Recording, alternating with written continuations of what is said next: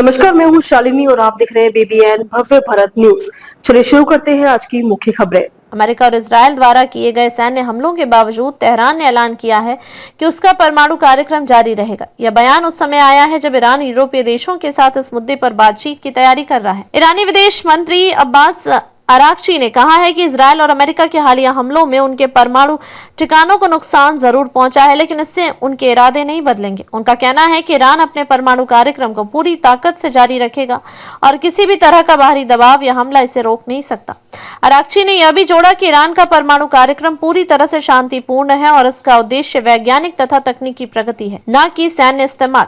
इस बीच अमेरिका के पूर्व राष्ट्रपति डोनाल्ड ट्रंप ने दो टूक चेतावनी दी है कि अगर ईरान कोई नया परमाणु स्थल बनाता है तो उसे नष्ट कर दिया जाएगा। ट्रंप का दावा है कि जून में अमेरिकी सेना ने ईरान के 3 प्रमुख परमाणु ठिकानों को पूरी तरह से तबाह कर दिया था।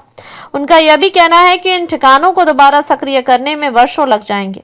ईरान ने यह भी संकेत दिया है कि वह कूटनीतिक रास्ता अपनाने के लिए तैयार है। इस सप्ताह वह ब्रिटेन, फ्रांस और जर्मनी के साथ परमाणु मुद्दे पर बातचीत करेगा, जिसकी मेजबानी तुर्की कर रहा है। इस बातचीत में यूरोपीय संघ की विदेश नीति प्रमुख काजा कल्लास भी हिस्सा लेंगे। इस दौरान मुख्य फोकस ईरान पर लगे प्रतिबंधों को हटाने और उसके परमाणु कार्यक्रम से जुड़ी चिंताओं को सुलझाने पर रहेगा। ईरानी विदेश मंत्रालय ने प्रवक्ता इस्माइल बघाई ने अपनी साप्ताहिक ब्रीफिंग में स्पष्ट किया है कि बातचीत का उद्देश्य केवल एक है, प्रतिबंधों को हटवाना और ईरान के शांतिपूर्ण परमाणु कार्यक्रम को मान्यता दिलाना।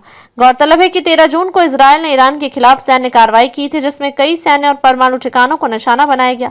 इसके जवाब में ईरान ने भी इजरायल पर पलटवार किया। यह टकराव 12 दिनों तक चला, जिसमें अमेरिका ने भी हस्तक्षेप करते हुए ईरान के 3 अहम परमाणु केंद्रों पर बमबारी की। अमेरिका और इजरायल का आरोप है कि ईरान परमाणु हथियार बनाने की दिशा में बढ़ रहा है, जिससे क्षेत्रीय सुरक्षा को खतरा है। इजरायल को आशंका है कि अगर ईरान के पास परमाणु हथियार आ गए तो वह उनका इस्तेमाल सीधे इजरायल के खिलाफ करेगा।